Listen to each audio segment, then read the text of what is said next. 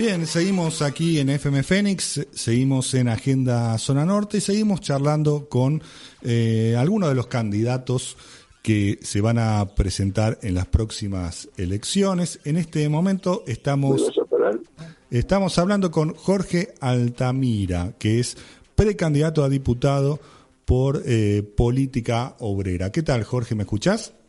Sí, escucho muy bien y buenos días y muchísimas gracias por llamarme.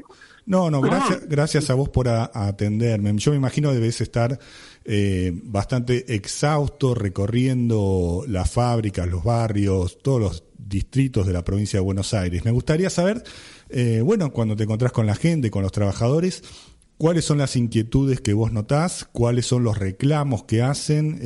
¿Dónde están, en definitiva, los problemas que vas percibiendo? Bueno, de un lado el tema de los grandes barrios, donde el problema de la desocupación y de la vivienda son dominantes, porque con la desocupación no tienen ingresos y la asistencia social del gobierno es una farsa, son 13.000 pesos y además condicionados a una innumerable cantidad de compromisos, postergaciones de pago para trabajadores que necesitan peso por peso, claro, para subsistir cotidianamente.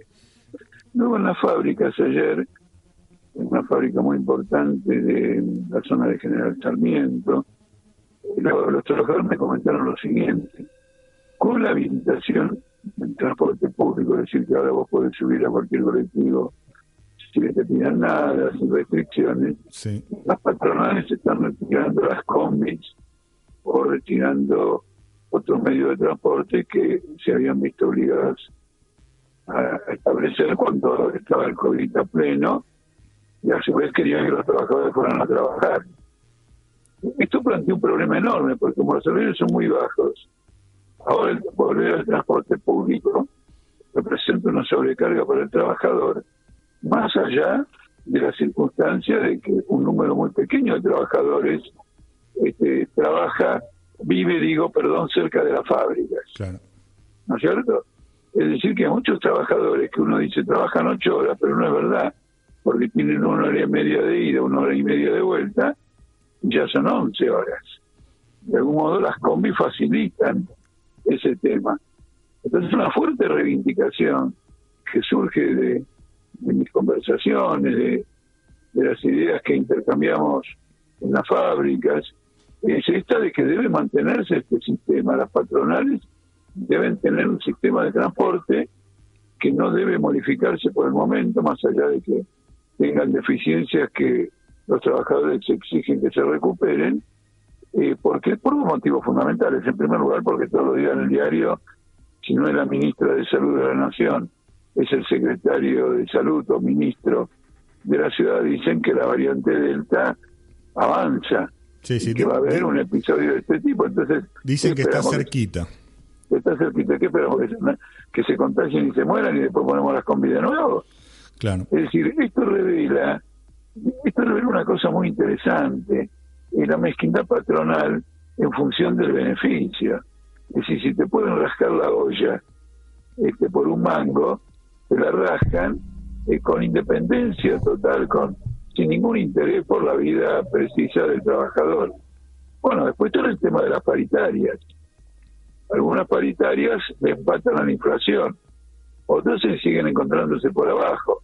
Ahora, como este es el tercer año que van por abajo, ya se acumuló una desvalorización salarial muy grande. El otro problema: 1/3 de los trabajadores, por el cálculo que yo fui haciendo, por los comentarios que recibía, no se encuentra estable. Es decir, que puede ser despedido en cualquier momento, o tienen contratos por agencia, etcétera. 1/3. Por ejemplo, en la fábrica Mondelez, por ejemplo, en la fábrica Betime, eso quedó muy claro. Sí, igual también pasa en el propio Estado. Conozco mucha gente que está en una situación de contrato por un par de meses. No, en el Estado es más grave hasta cierto punto, porque hay gente que está por contrato hace 20 años. Claro. Eso ya lo conozco con más detalle porque yo fui legislador de la ciudad y además integraba la Comisión de Legislación del Trabajo. De manera que teníamos un contacto permanente y luchábamos permanentemente por la estabilidad. Este sistema de contratos de trabajo fue impuesto por el Banco Mundial en la idea de hacer un ajuste en el presupuesto que sería facilitado por que el despido, digamos, de un trabajador contratado en términos fijos, en un plazo breve, eso no es entendido como un despido. Venció el contrato, te vas. Claro. Todo esto crea una inestabilidad emocional, familiar absolutamente enorme. Yo creo que los funcionarios políticos no solo representan los intereses de una clase social que no es la clase obrera, sino que no tienen la más remota idea que les importa un bledo las condiciones cotidianas de la vida del trabajador. Claro, pero bueno, disculpa que te interrumpa, pero a mí me da la sensación que bueno, hay una situación social tal vez más grave que nunca, o por lo menos que en los últimos años, y a pesar de todo es como que no hay una articulación política, y esto se ve, por ejemplo, en la propia división de la izquierda. De hecho, en este caso ustedes están con una agrupación nueva. Bueno, ocurre lo siguiente, aunque parezca mentira, tiene que ver con esto. Porque en medio de esta crisis de pobreza que me quiero detener un minuto, es una crisis histórica del país. Es una crisis, además es una crisis del régimen político, porque el régimen político es la envoltura, es la frazada de esta gigantesca pobreza. Este régimen político no va más. La continuidad de este régimen político, del gobierno de los capitalistas, de los planes de ajuste, de los acuerdos con el FMI, tiene que concluir con una rebelión general, porque es perfectamente comprensible que una nación de trabajadores no se va a resignar a estas condiciones de vida. Y acá viene también el tema de la izquierda, porque mientras este es el eje de nuestra campaña política, la izquierda lo que reclama es ser tercera fuerza de este régimen. Sí, sí. No sé si viste las consignas. Es decir, es una izquierda que busca asegurar su carrera política y no motorizar un gigantesco movimiento de trabajadores.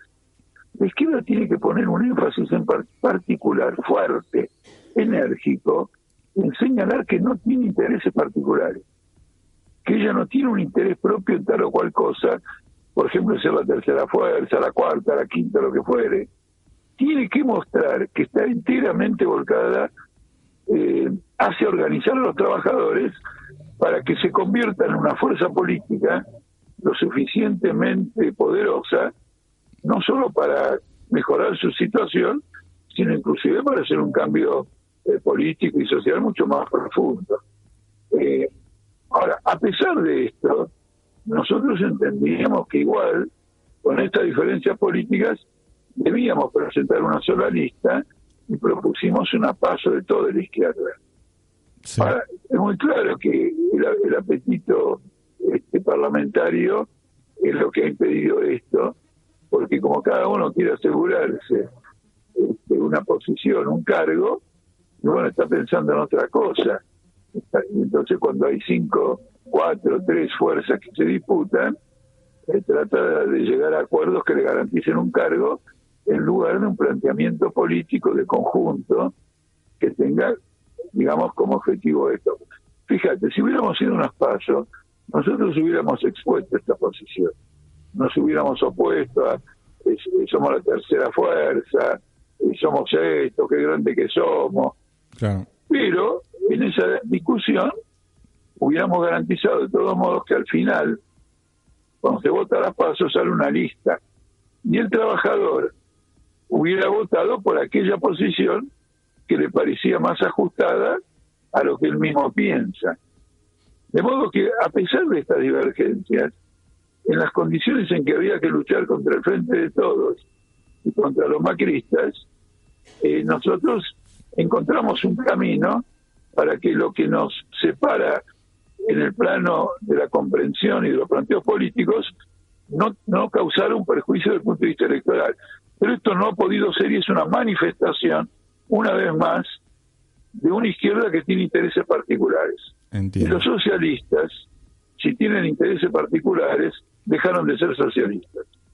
Se entiende.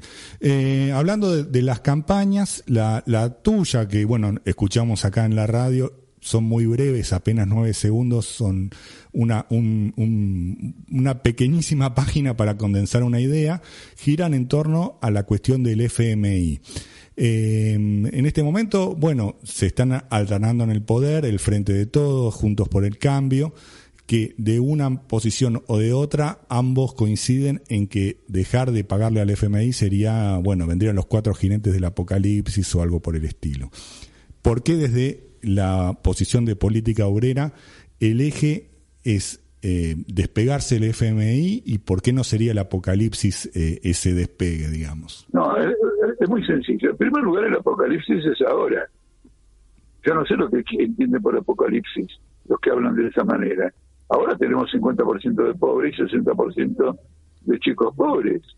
Quiere decir que hay una generación entera, masiva, etcétera, que no se va a desarrollar. ¿Qué apocalipsis futuro? Además, recientemente un grupo de campesinos con turbanes echó al Pentágono de Afganistán. ¿Qué apocalipsis? Un pueblo que se planta no tiene ningún apocalipsis. El apocalipsis es ahora. Por otro lado, los que hablan de apocalipsis son conscientes de que esto es un apocalipsis. ¿Por qué? ¿Por qué no firman el acuerdo con el FMI que prometen firmar antes de las elecciones? Es tan negativo que si lo firmaran antes pierden las elecciones. Claro. Entonces lo pasan para después. Con esto me alcanza para demostrar que el acuerdo próximo con el FMI va a profundizar la pobreza en la Argentina. Totalmente, absolutamente. Además, la precariedad laboral se va a instalar con mayor fuerza, porque lo vemos en una nueva fuerza de trabajo que ha aparecido, que son los jóvenes trabajadores, mujeres y hombres, que hacen el reparto de comida en la pandemia. Los delivery, que llevan esto, llevan lo otro, sí, son monotributistas. Es decir, que ellos se tienen que dar su propio aporte previsional, ellos se tienen que dar su propio aporte de salud, del salario que reciben, que es bajo, y encima le cobran un impuesto al monotributismo. Sí, y aparte ponen el cuerpo y no tienen ningún tipo de protección de ninguna índole. Exactamente, se tienen que pagar su propio seguro del accidente, lo que fuere. Entonces, como esta es una línea general del capitalismo, el FMI la promueve. ¿Qué quiero decir de general? En Estados Unidos pasa exactamente lo mismo. Los que entregan delivery y todo eso están en las condiciones de la Argentina, porque además Estados Unidos es el país más avanzado en materia de aplicaciones, de las apps, y entonces hallar Uber y todo lo que sea, trabajar con un patrón anónimo que no tiene lugar fijo ni nada y que explota la falta de trabajo de tantos jóvenes, lo ha exportado al mundo entero. Claro. Entonces, este convenio negativo, pero el punto central, sobre el cual quiero llamar la atención de los oyentes que en este momento puedan estar escuchando la radio, es que el FMI, debido a todas las críticas brutales que recibió como consecuencia del canallesco acuerdo con Macri, ahora quiere que lo vote el Congreso el acuerdo. Y acá entran, digamos, los oyentes. ¿Por qué? Porque si ellos votan por el Frente de Todos, Juntos por el Cambio, Randazzo, Expert, etcétera, están votando por el Congreso, que después de las elecciones le va a dar un aval popular o democrático o representativo al acuerdo con el FMI. Ahora, este acuerdo con el FMI viene por el derecho laboral. Claro. Despedir sin indemnización, aumentar la edad jubilatoria 5 años a los hombres y a las mujeres, para que durante 5 años no haya virtualmente nuevos jubilados, y entonces el dinero, en lugar de aplicarlo a la jubilación, lo van a aplicar al pago de deuda. Entonces es una catástrofe. En medio de esta pobreza, el acuerdo con el FMI es una catástrofe. Entiendo. Y uno lo tiene que rechazar y tiene que luchar por un salario mínimo igual al costo de la canasta familiar, y subrayo familiar, no canasta básica de alimentación, porque los trabajadores no están para digerir y nada más. Los trabajadores crean la riqueza del país y por lo tanto deben más que nadie tener derecho a una vida plena, y la canasta familiar no es que sea la vida plena, pero es el mínimo. Es lo mínimo, claro. Es lo mínimo, hay que ganar por arriba de la canasta familiar, pero al menos como mínimo esta canasta familiar, y lo mismo para los jubilados. Entiendo. Entonces hay una relación entre nuestra oposición al FMI y este reclamo de la masa de los trabajadores. Una cosa es incompatible con la otra. El acuerdo con el FMI es incompatible con una salida de la pobreza y con una reafirmación de los derechos del mundo del trabajo. Se entiende. Bueno, Jorge, yo te agradezco mucho por estos minutos y bueno, quería ofrecerte para cerrar esta nota de cara a las próximas elecciones. No sé qué te gustaría agregarle o decirle a nuestros oyentes. Nosotros nos presentamos como la fuerza socialista consecuente aquí, porque nosotros no andamos con vuelta y planteamos que acá hay una cuestión de poder político. Con este régimen se ha creado este 50% de pobreza. ¿El régimen qué quiere decir? Que pasan los gobiernos, pero hay un sistema político que asegura que cualquiera sean los gobiernos, y los propios gobiernos están en una línea de destrucción de la fuerza de trabajo. Entonces, en el campo político representamos esto, y estamos convencidos que en el campo de la llamada izquierda somos la fuerza que con mayor consecuencia y claridad está planteando esto, y la que tiene mayor trayectoria. Porque al final vos jugás a una persona por su vida, qué mierda hizo todo su tiempo. Claro. Y bueno, nosotros tenemos una trayectoria que nadie nos cuestiona, inclusive los adversarios. No nos pueden cuestionar. No nos pueden cuestionar porque siempre hemos estado del lado de la barricada correcta, que es el mundo del trabajo, el mundo de la mujer, digo esto por la opresión y las agresiones que sufre la mujer, el mundo de la juventud trabajadora, y además por una razón fundamental. Esta pandemia ha hecho estallar todos los sistemas de privatización, la privatización de la salud y el privilegio a la vivienda en torres, especulación inmobiliaria, en detrimento de la vivienda popular, completamente en detrimento. Yo voy a tener reuniones en lugares que ya estuve, porque al recorrerlos me informé de que no solo que vive muy mal muchísima gente, sino que hay peligro de demolición. Bueno, es decir, que se venga abajo. Ayer se conoció un caso trágico de una chica que fue atropellada por un tren, por el tren Roca, en la puerta de su casa, porque es un tren que pasa a centímetros de las puertas de las casas. Claro, porque ¿qué pasa? La gente lo único que encuentra es un pedazo de suelo en los lugares peligrosos donde nadie que tenga un ingreso mejor aceptaría vivir. Uh-huh. Pero tienen que vivir en algún lugar. Entonces, voy a tener una reunión porque independientemente de la campaña electoral, vamos a hacer una movida a la Intendencia para que intervenga y en algún momento le vamos a hacer una campe. Con esto subrayo otro aspecto. Digamos, no soy un político artificial que cada 2 años se presenta en una elección, sino que soy un militante popular que está presente en todas las circunstancias. Lo dije en primera persona porque esto me ocurrió y este es el compromiso que tomé. Pero nuestra lista está íntegramente formada con compañeros, tantos más luchadores que los más antiguos de nosotros.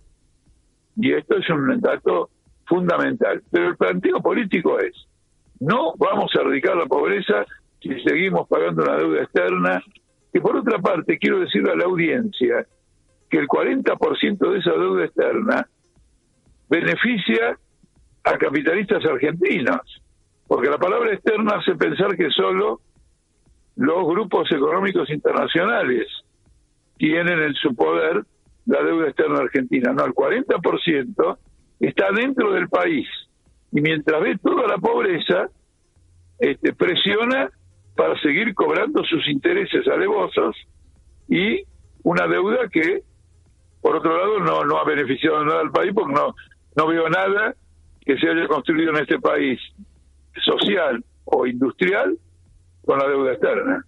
Así es. Bueno, Jorge, muchísimas gracias por estos minutos y bueno, seguimos en contacto. Estos micrófonos están abiertos para cuando quieran venir, charlar, expresar las ideas que tengan. Bueno, muchísimas gracias, que tengan un buen día, es un muy lindo día hoy. Así es. Bueno, era Jorge Altamira, precandidato a diputado nacional por la Fuerza Política Obrera.